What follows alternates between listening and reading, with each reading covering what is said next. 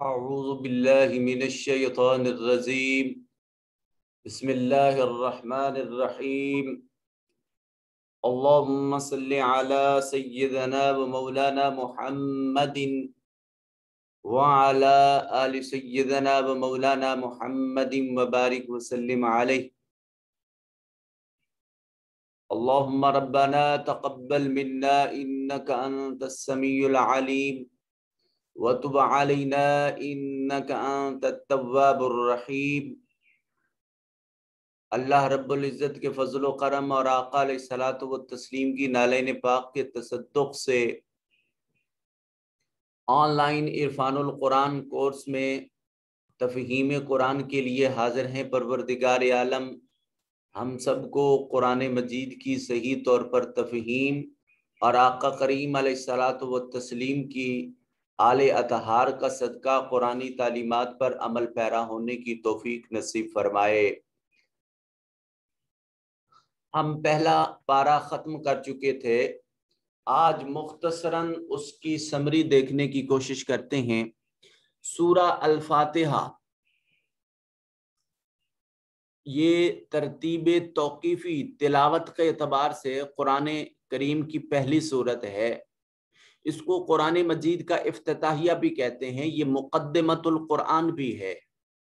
مقدمہ اور افتتاحیہ یا پیش لفظ وہ حصہ ہوتا ہے کتاب کا جس کے اندر مصنف اپنا تمام کتاب کا جو خلاصہ ہوتا ہے، جو سمری ہے، وہ سبھی کی سبھی اس مقدمۃ الکتاب، اس افتتاحیہ یا اس پیش لفظ یا حرف اول میں تحریر کرتا ہے۔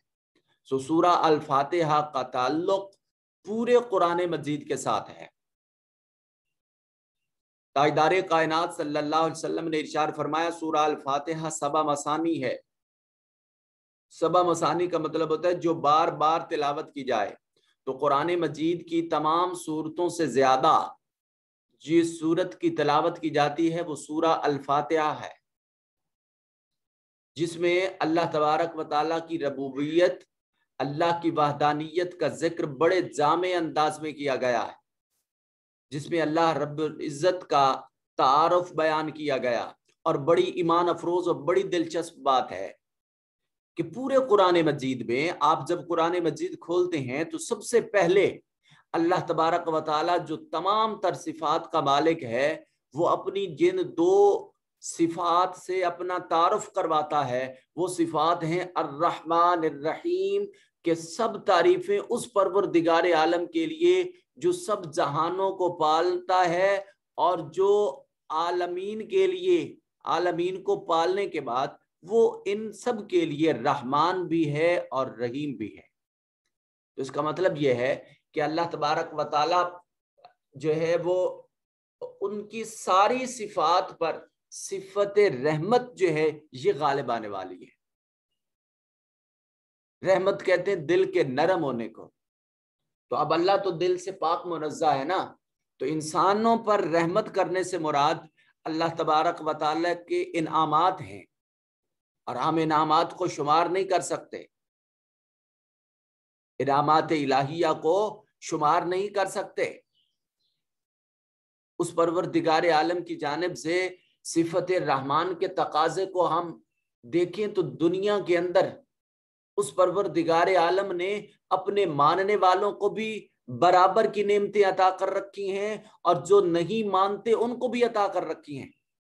بھئی ہوا، پانی، آگ، مٹی، یہ سبھی کچھ اللہ کی نعمتیں ہیں۔ سورج، چاند، ستارے، رات اور دن کا دلنا بدلنا، موسم کی یہ تبدیلیاں، یہ پھل، یہ سبھی کچھ اللہ کی نعمتیں ہیں۔ تو یہ جس طرح اس کی ذات کو ماننے والوں پر ہیں، اسی طرح اس کی ذات کا انکار کرنے والے بھی اس سے لطف اندوز ہو رہے۔ تو اللہ تعالیٰ کی ربوبیت، اس کی وحدانیت کا ذکر بڑے جامع انداز میں کیا گیا ہے۔ پروردگار عالم کا تعارف رحمان اور رحیم سے کروایا گیا ہے۔ اس کو مالک کل کہا گیا ہے۔ مالک کس کو کہتے ہیں؟ کہ جو عملی اپنی مملوکیت میں اپنا تصرف رکھ سکے۔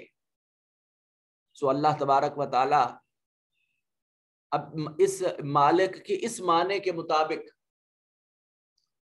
پروردگار عالم کی ذات اقدس قیامت کے دن کے مالک، وہ جس کے ساتھ جو چاہے سلوک کرے. سو اسی لیے ہم اپنے اعمال پر بھروسہ نہیں کرتے، ہم ہر وقت اعمال کے بعد بھی اللہ کا فضل مانگتے رہتے ہیں. وہ ذات الصمد ہے، بے نیاز ہے. ہماری عبادتوں، ہماری ریاضتوں، ہمارے مشاہدات کا اس سے کوئی تعلق، اس کو ضرورت نہیں ہے. اس ساری عبادت، ریاضت، مجاہدے کا تعلق ہمارے اپنے نفوس کی پاکیزگی اور طہارت کے ساتھ ہے، ہمارے اپنے نامہ اعمال کے ساتھ ہے. وہ ہماری عبادتوں کا محتاج نہیں، ہم محتاج ہیں کہ اس کی عبادت کریں. اللہ رب ذوالجلال کی بارگاہ سے دعا مانگنے کا سلیقہ سکھایا گیا ہے کہ سلیقہ یہ ہے کہ پروردگار عالم کی بارگاہ میں جب بھی جائیں، سائل جب کسی دروازے پر جاتا ہے تو سب سے پہلے اس خانہ، اس گھر کے مالکوں کے لیے وہ دعا کرتا ہے. اس کے بعد وہ خیرات مانگتا ہے. تو اس صورت میں بھی دیکھیے، سب سے پہلے الحمدللہ رب العالمین، پروردگار عالم کی تعریف اور توصیف کی بات ہوئی، اس کی حمد کی بات ہوئی، پھر اس کی صفات کی بات ہوئی، پھر اس کی مملوکیت کی بات ہوئی ہے، اس کے ملکیت کی بات ہوئی ہے. اس کے بعد جا کر آپ کہتے ہیں اہدنا الصراط المستقیم، اے پروردگار عالم جو سب سے زیادہ رحمان ہے، اب ہمیں تو سیدھا راستہ دکھا دے. تو یہ طریقہ یہ دعا سکھایا گیا ہے. سورہ البقرہ ترتیب مصحف کے اعتبار سے، یعنی جو اب ہمارے پاس قرآن مجید موجود ہے، اس کے اعتبار سے یہ قرآن مجید میں دوسرے نمبر پر ہے، جبکہ ترتیب نزولی کے اعتبار سے اس کا نمبر 87 ہے. سورہ البقرہ قرآن مجید کی سب سے لمبی سورت ہے. یہ مدینہ منورہ میں نازل ہونے والی سب سے پہلی سورت ہے، جس میں سب سے پہلے مومنین کی نشانیوں کا تذکرہ کیا گیا ہے. اور نشانیاں کیا ہیں؟ مومن وہ ہے جو ایمان بالغیب رکھتا ہے، قیام صلاۃ کرتا ہے، انفاق فی سبیل اللہ انجام دیتا ہے، آسمانی کتب پر ایمان رکھتا ہے، یوم آخرت پر ایمان رکھتا ہے. پھر اس کے بعد منافقین کا تذکرہ ہے کہ یہ انسانیت کا وہ طبقہ ہے جن کے ظاہر و باطن میں تضاد ہے، دنیاوی مفاد کے لیے ایمان کا دعویٰ کرتے ہیں لیکن دل ایمان سے خالی ہے. اللہ تعالیٰ نے ان کی کیفیت کو یہاں مثالوں کے ساتھ تذکرہ فرمایا، اور یہ بھی کہ وہ اپنی دانست میں اللہ اور مؤمنین کو فریب دینے کی کوشش کرتے ہیں، لیکن دراصل یہ ان کی خود فریبی ہے، ان کے اپنا وبال انہی کے سر پر ہے، مگر وہ اس حقیقت سے ناشنا ہیں. پھر اس میں اللہ رب ذوالجلال کی وحدانیت کے اسبات موجود ہیں، دلائل موجود ہیں جس سے اللہ تعالیٰ کی وحدانیت کو ثابت کیا جا سکتا ہے. بہت ساری مثالیں بیان فرمائیں، جس طرح اللہ تعالیٰ نے فرمایا کہ اللہ نے تمہیں پیدا فرمایا، پھر اللہ فرماتا ہے کہ وہ زمین پر بارش برساتا ہے آسمان سے، جس سے تمہارے لیے زمین سے رزق پیدا کرتا ہے. تو یہ سبھی چیزیں ایسی عطا ہیں، اور یہ سارا ایسا کرنا کسی بشر کے بس کی بات نہیں ہے، یہ خدائے وحدہ لا شریک کے ساتھ ہے. لہذا تم کائنات میں غور و فکر کیوں نہیں کرتے ہو؟ تفکر فی الکائنات صاحب ایمان کی نشانی ہوتی ہے کہ وہ نظام کائنات کو دیکھ کر معرفت الہی کے حصول کے لیے جد و جہد کرتا ہے. اس میں اللہ تعالی کی کتنی نشانیاں ہیں، اور تم اللہ کے علاوہ کسی اور کو معبود سمجھتے ہو، یا یہ سمجھتے ہو کہ یہ کائنات خود بخود وجود میں آ گئی، یا یہ ساری نعمتیں کسی ایک حادثے کے طور پر وجود میں آئی ہیں. ایسا کچھ بھی نہیں ہے، یہ سبھی کچھ اللہ تعالیٰ کا تخلیق کرتا ہے. اس کے بعد بنی نوع انسان کو کھلا چیلنج کیا گیا، قرآن کی حقانیت کو ثابت کیا گیا ہے. قرآن مجید کو ثابت کرنے کی اللہ تبارک و تعالی نے چیلنج کیا ہے. اللہ نے فرمایا قیامت تک آنے والی تمام انسانوں کو کھلا چیلنج ہے، اگر کوئی شخص یہ سمجھتا ہو کہ قرآن پاک اللہ کا کلام نہیں ہے بلکہ یہ تاجدار کائنات صلی اللہ علیہ وسلم کا کلام ہے، یا پھر کسی اور مخلوق میں سے اس کا کلام ہے، تو تم اس جیسی ایک صورت لے کر آؤ. پھر فاسقین کی نشانیوں کو مثالوں کے ذریعے بتایا گیا ہے. فاسقین اللہ کی بیان کردہ مثالوں کو دیکھتے ہیں تو کہتے ہیں اللہ کی اس سے کیا مراد ہے، جبکہ مومنین انہی مثالوں کو دیکھتے ہیں تو اللہ کی مراد کو فوراً سمجھ جاتے ہیں۔ تو اس کا مطلب یہ ہے کہ تفہیم قرآن فقط اسی دل میں آتی ہے جس میں اللہ اور تاجدار کائنات صلی اللہ علیہ وسلم کی محبت اور اللہ اور اس کے رسول کی تصدیق اور حقانیت دل میں موجود ہو، دل نور ایمان سے منور ہو، تو قرآن مجید اپنے اسرار اور رموز کے دروازے کھول دیتا ہے۔ پھر وہ مومن اللہ رب ذوالجلال کے اس کلام کی لذت کو اپنے وجود میں محسوس کرنے لگتا ہے۔ خلیفۃ الارض، حضرت آدم علیہ السلام کی تخلیق اور ان کو خلیفہ بنانے کا تذکرہ سورہ البقرہ میں کیا گیا ہے۔ گائے کا واقعہ اسی میں بتایا گیا، اور یہی واقعہ سبب ہے کہ اس کو سورہ البقرہ کہتے ہیں، گائے والی سورت۔ اس کے لیے ٹرم یوز کرتے ہیں وجہ تسمیہ، نام رکھنے کی وجہ۔ تو اس سورت کو سورہ البقرہ اسی لیے کہتے ہیں کہ بنی اسرائیل میں اللہ رب ذوالجلال نے گائے ذبح کرنے کا حکم دیا تھا۔ یہود نے ایک شخص کو قتل کیا اور اللہ تعالیٰ نے قاتل کا پتہ لگانے کے لیے گائے کو ذبح کرنے کا حکم دیا۔ یا تو یہود نے ہیلہ بازی شروع کر دی اور پھر طرح طرح کے سوال پوچھنے شروع کر دیے جس سے احکام میں سختی پیدا ہوئی۔ پھر اس صورت میں یہود پر کیے گئے انعامات اور ان کی نافرمانیوں کا تذکرہ ہے۔ بادلوں کا سایہ، من و سلوہ کا نزول، فرعون سے نجات، 12 چشموں کا نکالا جانا، بندر کی شکل میں تبدیلی، زمینی خوراک کو ترجیح دینا وغیرہ۔ پہل بادلوں کا سائے سے لے کر 12 چشموں تک یہ انعامات تھے۔ پھر نافرمانی کرنے کی وجہ سے بندر کی شکل میں تبدیلی ہوئی، زمینی خوراک کو انہوں نے من و سلوہ پر ترجیح دی۔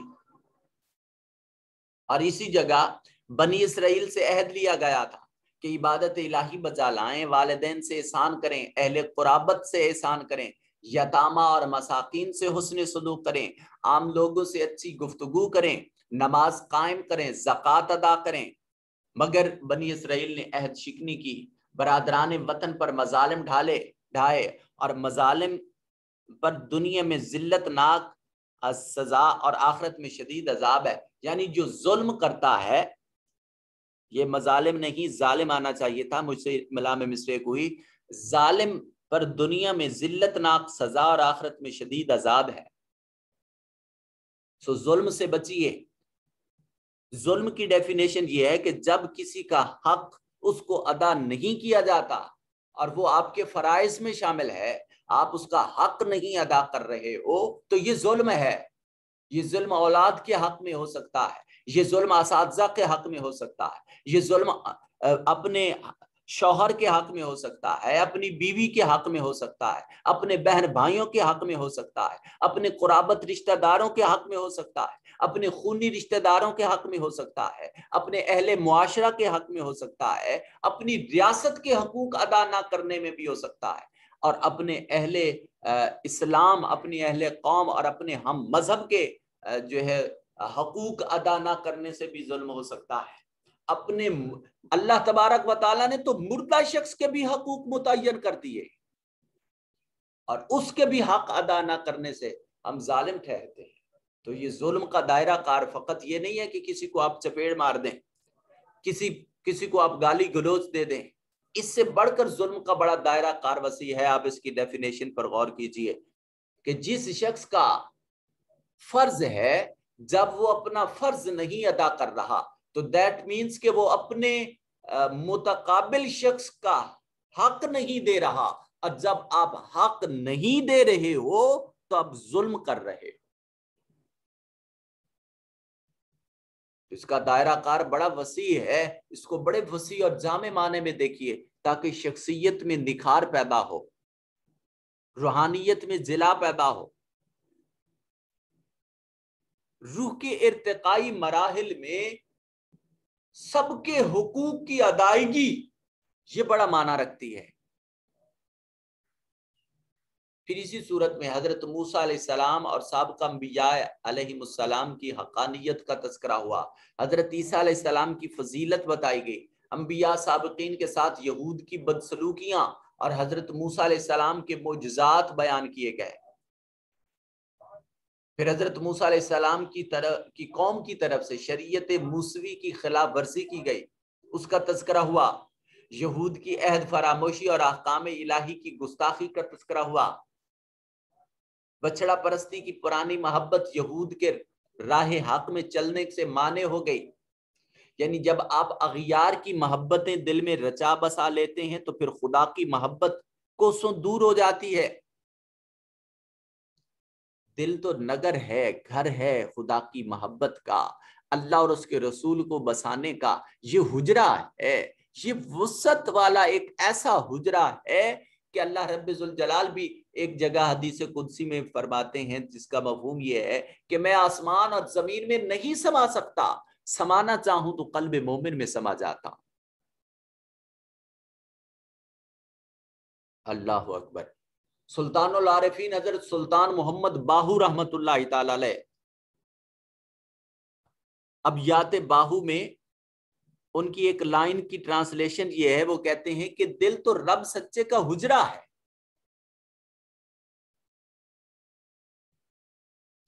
تو اس حجرے میں جس کا یہ حجرہ ہے بس اسی کو مقیم رکھنا چاہیے، اسی کی قیام گاہ بنانی چاہیے.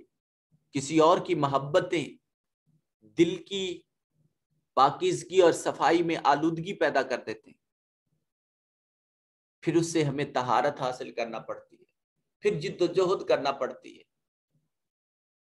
تو جب اللہ کی محبت کو چھوڑ کر، موسیٰ علیہ السلام کی محبت کو چھوڑ کر انہوں نے بچڑے کو معبود بنا دیا، تو یہ عمل ان کو راہ حق سے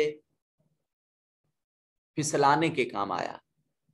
پھر اسی صورت میں قرآن مجید جبریل لے کر نازل ہوئے، اس بات کا تذکرہ ہوا. قرآن مجید تاجدار کائنات صلی اللہ علیہ وسلم کے قلب اقدس پر نازل ہوا. اللہ اکبر، کتنی خوبصورت بات ہے. آپ اس کو ایک سنٹینس کے طور پر نہ دیکھیے، یہ دیکھیے کہ اللہ کا کلام، اللہ نے اپنے کلام کے لیے کس دل کا انتخاب کیا ہے. وہ دل جو ساری مخلوقات خدا میں سے سب سے بہترین مقام تھا، اللہ نے اپنے کلام کے لیے اس عظیم جگہ کا انتخاب کیا. اور آج مبارک ہو ان عظیم ہستیوں کو جو حفظ قرآن جن کے مقدر میں ہے، جن کو یہ سعادت عظمیٰ نصیب ہوئی ہے. جس دل میں محبت قرآن موجود ہے، جس دل میں قرآن مجید کی الفت، نسبت، چاہت اور لگاؤ موجود ہے، ان تمام کو مبارک ہو کہ آپ کو قلب مصطفیٰ صلی اللہ علیہ وسلم کا فیضان عطا کر دیا گیا. اور یہ بڑی چھوٹی بات نہیں، بہت بڑی بات ہے. خدا کی ساری تخلیقات میں سے ذات مصطفیٰ سے بڑھ کر اور کوئی تخلیق نہیں ہے صلی اللہ علیہ وسلم. اور ذات مصطفیٰ میں قلب مصطفیٰ صلی اللہ علیہ وسلم، یہ اللہ رب ذوالجلال کی پسندیدہ چیز ہے، پسندیدہ مقام ہے. خدا کی تجلیات اور اللہ کی عنایات کا مرکز وہ ذات مصطفیٰ صلی اللہ علیہ وسلم ہے. تو قرآن مجید تاجدار کائنات صلی اللہ علیہ وسلم کے قلب اقدس پر نازل ہوا.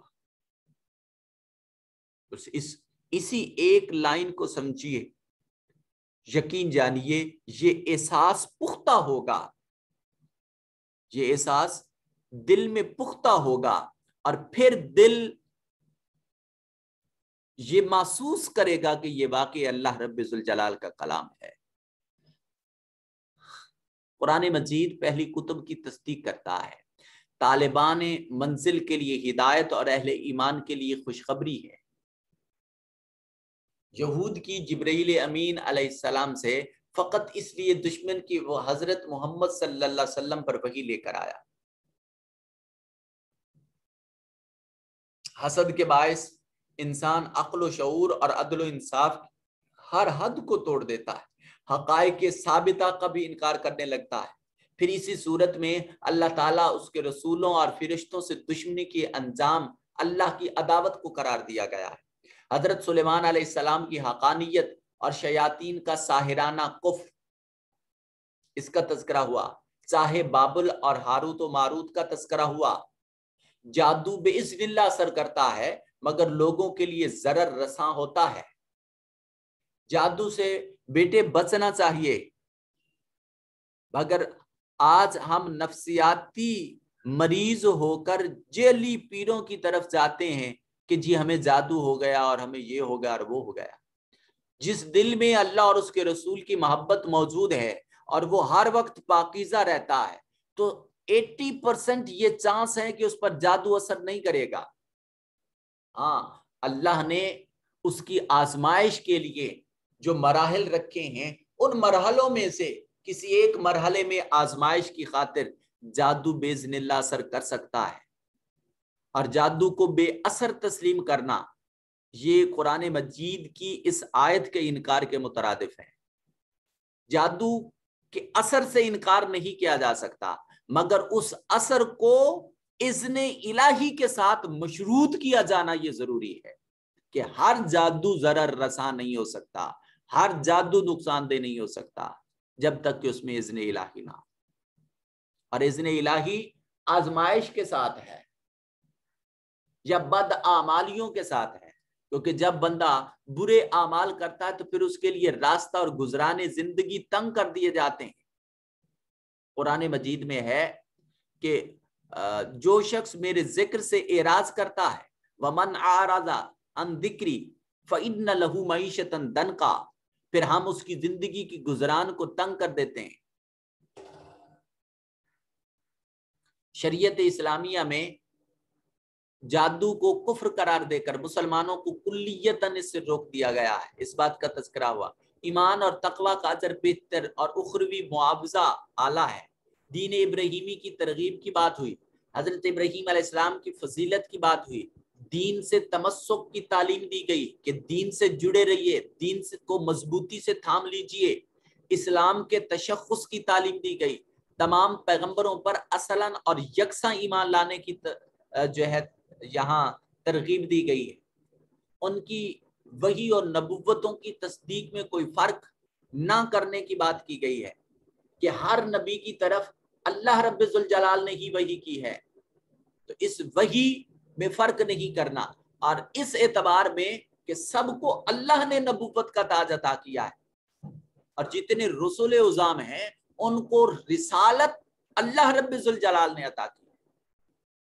اسلام کو اپنا ملی تشخص سمجھنا، اس کی بات ہوئی۔ ایمان و اطاعت اور تسلیم و رضا الہی سے بہتر کوئی رنگ نہیں ہو سکتا۔ تجلیات الہی کا پرتو عبادت بندگی کے بغیر میسر نہیں آتا۔ اللہ کے بارے میں جھگڑا کرنے کی ممانعت کا حکم ہوا۔ ہر ایک اس کے اعمال کا بدلہ نصیب ہوگا۔ اخلاص بندگی میں نہایت اہم ہے، اسی سے جملہ فیوز کے دروازے کھل جاتے ہیں۔ پھر شان رسالت امام صلی اللہ علیہ وسلم میں معمولی گستاخی کو کفر قرار دیا گیا۔ حضور تاجدار کائنات صلی اللہ علیہ وسلم کے ادب و احترام اور تعظیم و تکریم کا اصولی ضابطہ بتایا گیا۔ پھر اسی کے ساتھ مساجد میں حقوق مساجد کا تذکرہ ہوا کہ ذکر الہی سے روکنے والے حقیقت میں مسجد کی ویرانی کا سبب ہیں۔ مساجد میں بے باکی اور ایک دوسرے پر ظلم و زیادتی کرنا بے ادبی اور ظلم قرار دیا گیا۔ اب یہ دیکھیے ظلم اسی لیے ہے کہ اس شخص نے مسجد کے حقوق کو ادا نہیں کیا، تو جو حقوق کو ادا نہیں کرتا وہ ظلم کا مرتکب ہو رہا ہوتا، اور جو ظلم کا ارتکاب کرتا ہے پھر قرآن مجید کا ڈیسیژن یہ ہے واللہ لا یہدی القوم الظالمین، اللہ ظالموں کی قوم کو ہدایت عطا نہیں کرتا۔ تو ہدایت الہی کے حصول کا ایک طریقہ کار یہ قرآن نے وضع کر دیا کہ آپ دوسروں کے حقوق ادا کرنے میں مصروف عمل ہو جائیں۔ ہم فقط اس لیے اس آس میں بیٹھے رہتے ہیں، اس لگن میں بیٹھے رہتے ہیں کہ دوسرے کا یہ حق ہے کہ میرا یہ فرض پورا کرے، جو میری جو جس چیز کو مجھے ضرورت ہے دوسرا شخص اس ضرورت کو پورا کرے، جبکہ ہمارے اندر جذبات یہ ہونے چاہیے کہ ہم ہر ایک شخص کے حقوق کو پورا کریں. جب ہم دوسروں کے حقوق کو پورا کریں گے تو دوسرے پھر ہمارے حقوق کو الٹیمیٹلی پورا کرتے چلے جائیں. مسجد کی بے حرمتی اور ویرانی کا باعث بننے والے دنیا میں ذلت اور آخرت میں عذاب عظیم پائیں گے. بنی اسرائیل کو انعامات الہیہ کی یاد دہانی کرائی گئی. قیامت اور اس کی ہولناکیوں سے خوف دلایا گیا. روز قیامت کوئی دوسرے کی طرف سے حق کے واجب اور بدلہ ادا نہ کر سکے گا. قیامت کے دن کسی کی بخشش کے لیے کوئی معاوضہ قبول نہ کرنے کی بات کی گئی. روز قیامت غیر حقدار کو سفارش کوئی نفع نہیں دے گی. حضرت ابراہیم علیہ السلام کو مختلف طریق سے آزمائے جانے کی بات کی گئی. حضرت ابراہیم علیہ السلام سے بنی نوع انسان کی امامت اور قیادت کا وعدہ کیا گیا. تعمیر کعبہ کے وقت حضرت ابراہیم علیہ السلام اور حضرت اسماعیل علیہ السلام کی پہلی دعا اور حضور الہی میں قبولیت کی استدعا کا تذکرہ بھی کیا گیا. اور یہ میں نے آپ کو اس لیکچر میں عرض کر دیا تھا کہ یہاں سے یہاں تک یہ پیغمبرانہ دعائیں ہیں، ان کو یاد کر لیجئے، اپنے بچوں کو یاد کروا دیجئے، اپنے بہن بھائیوں کو یاد کروا دیجئے، اپنے ماں باپ کو یاد کروا دیجئے. آپ کی تعلیم فقط آپ کی ذات تک محدود رہے گی تو اس کا کوئی فائدہ نہیں ہے جب تک آپ اولاد کی تربیت نہیں کرتے. جب تک آپ اپنے والدین اگر والدین ان پڑھ ہیں تو اولاد کے فرائض میں ایک فرض یہ بھی ہے کہ وہ اپنے والدین کو سکھائیں. وہ ان کو سکھا سکتے ہیں مگر اس میں ادب کا پہلو اسی طرح ملحوظ خاطر رہے. وہ واقعہ بڑا مشہور ہے اور آپ نے علماء سے سن رکھا ہوگا کہ حسنین کریمین مسجد میں تشریف لے جاتے ہیں رضوان اللہ تعالی علیہ اجمعین، اور ایک بابا جان وہاں بیٹھے ہوتے ہیں، ضعیف العمر مامر مرد ہوتے ہیں جن کو وضو کی ترتیب کا اندازہ نہیں ہوتا.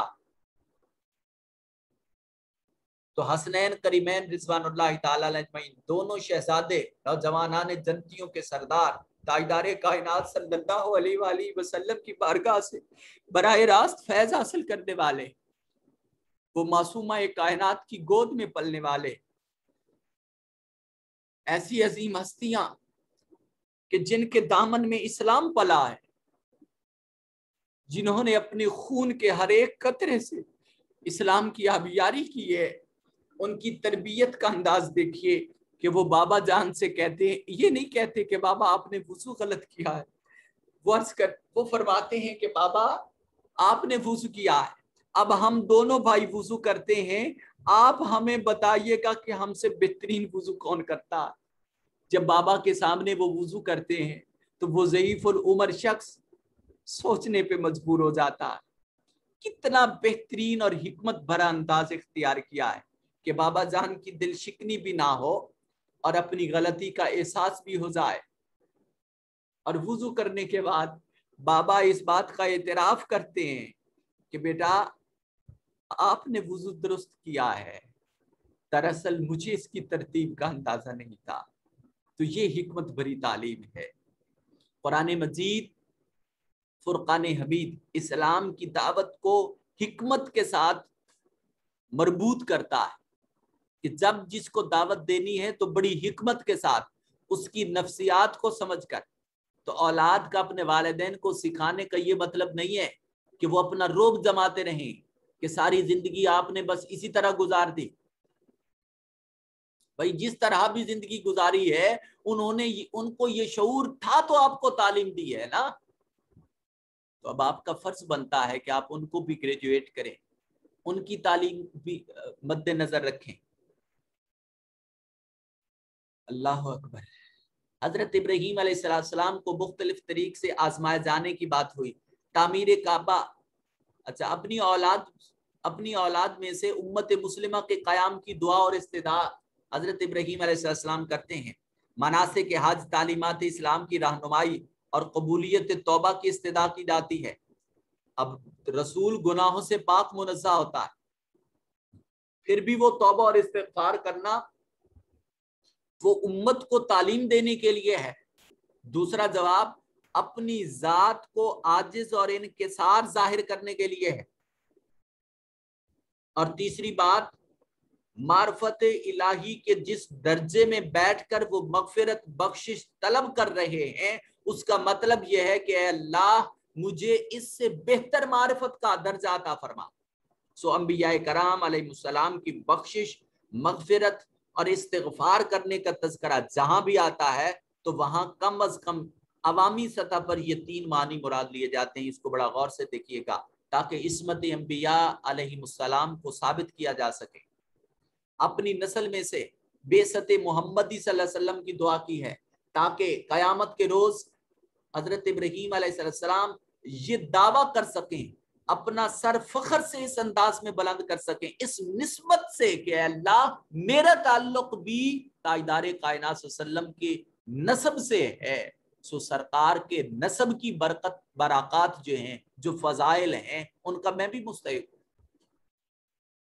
तो अब आप चश्मे तसव्वुर में लाएं कि जद्दुल अंबिया अलैहिस्सलाम वो निस्बत मोहम्मदी के हुसूल की दुआ कर रहे हैं। आप और मैं कितने खुश नसीब हैं जिनको मांगे बिन मांगे अल्लाह ने अपना महबूब अता कर रखा, और हम इस नेमत की कदर नहीं कर रहे जिस अंदाज में हमें कदर करनी चाहिए। तिलावत आयात, तालीम किताब, तालीम हिकमत, तज़किया नफूस, ये अंबिया अलैहिस्सलाम के पसंदीदा मशागिल हैं। कुरान की दावत मिल्लत इब्राहीमी की दावत है। दावत इब्राहीमी अकीदा तौहीद और तर्क शिरक है। तमाम पैगंबरों पर असलन ईमान लाने की बात की गई, उनकी वही और नबुव्वतों की तस्दीक में फ़र्क ना करना, ये पहले भी बात गुजर चुकी है। ईमान और इताअत और तस्लीम रज़ाए इलाही से बेहतर कोई रंग नहीं है। आप तमाम अहबाब ऑनलाइन इरफान और कुरान कोर्स में शरीक हुए और अल्लाह रब्बुल जलाल के फजल करम आका करीम अलैहिस्सलाम की नालैन पाक के तसद्दुक से पहला पारा तजवीद, ग्रामर, लफ्जी तर्जमा, बा मुहावरा तर्जमा, तफसीरी निकात, कुरान मजीद के मौज़ूआत, इन तमाम बातों से आगाही हासिल की। अल्लाह रब्बुल जलाल जितना कुछ हम पढ़ सके अल्लाह करीम उसको अमल करने, दूसरों तक पहुँचाने और ताजदार कायनात सल्लल्लाहु अलैहि वसल्लम की सच्ची सुच्ची मोहब्बत अता करने में ये सारे मामलात हमारे मुआविन और मददगार हों। अल्लाह रब्बुल जलाल हमें कुरान मजीद, फुरकान हमीद और साहिब कुरान हज़रत मोहम्मद मुस्तफ़ा सल्लल्लाहु अलैहि वसल्लम की सच्ची और सुच्ची मोहब्बत नसीब फरमाए। आमीन सुम्मा आमीन। वस्सलामु अलैकुम वरहमतुल्लाहि वबरकातुहू।